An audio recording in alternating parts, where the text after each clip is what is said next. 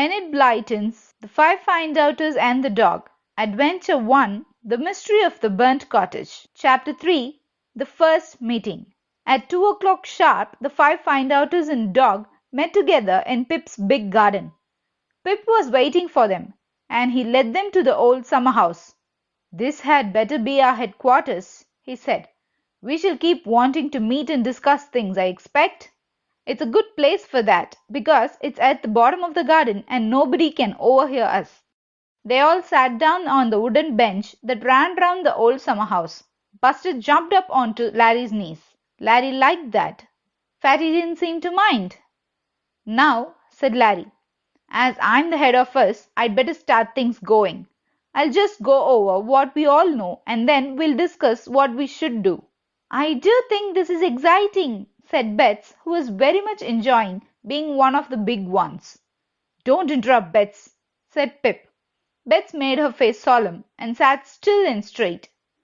"Well, we all know that Mr. Hicks's cottage workroom, which stands at the end of his garden, was burned down last night," said Larry. "Mr. Hick was not there till the end, because his chauffeur had gone to meet him off the London train. The insurance company people say that petrol was used to start the fire, so someone must have done it on purpose. The Findouters have made up their minds that they will find out who has done this crime. Is that right?" "Quite right, and very well put," said Pip at once. Buster wagged his tail hard. Fatty opened his mouth and began to speak in his high, affected voice. "Well, I suggest that the first thing we do is to—" But Larry interrupted him at once. "I'm doing the talking, Fatty, not you. Shut up." Fatty shut up, but he didn't look at all pleased about it.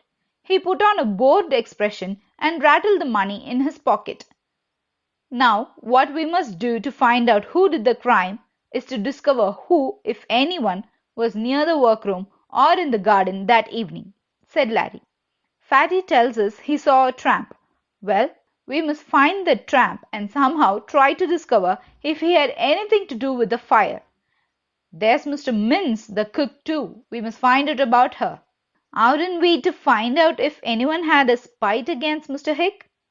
put in Daisy. "People don't go burning down cottages just for fun.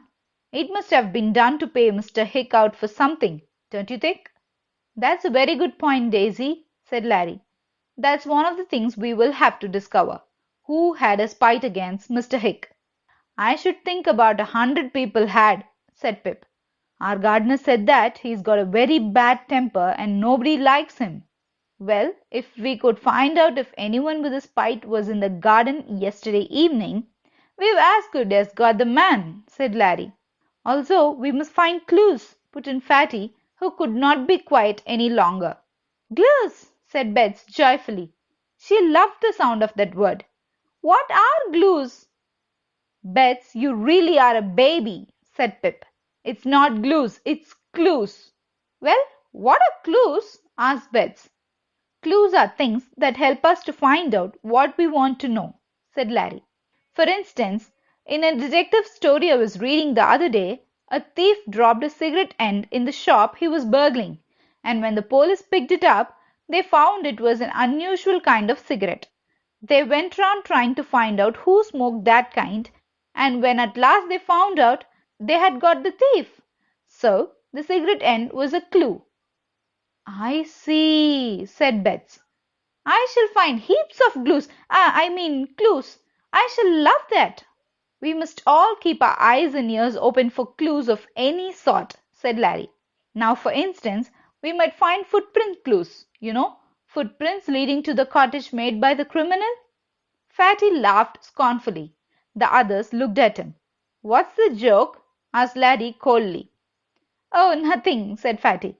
"It just made me laugh a bit when I thought of you hunting for footprints in Mr. Hicks's garden. There can't be less than about 1,000,000, I should think, with all the people who were there watching the fire last night." Larry went red. He glared at Fatty's round face, and Fatty grinned back. "The man who started the fire might have been hiding in the hedges somewhere, waiting for his chance," said Larry. "Nobody went into that hedge last night. We might find footprints there, mightn't we? In the ditch where it's muddy?" "Yes, we might," said Fatty. But it's no good looking for footprints leading to the cottage. Mine are there and yours and old Clearor's and 100 others. I vote we don't let Clearorf know we are solving the mystery, said Pip. It's his mystery, said Daisy.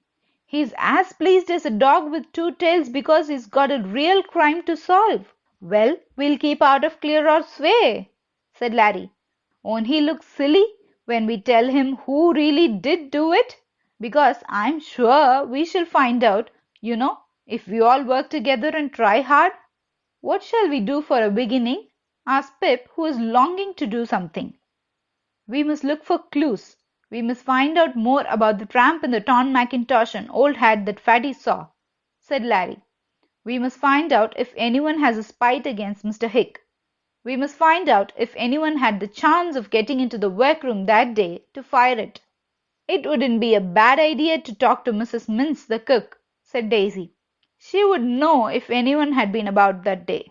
And hasn't Mr. Hick got another manservant besides his chauffeur?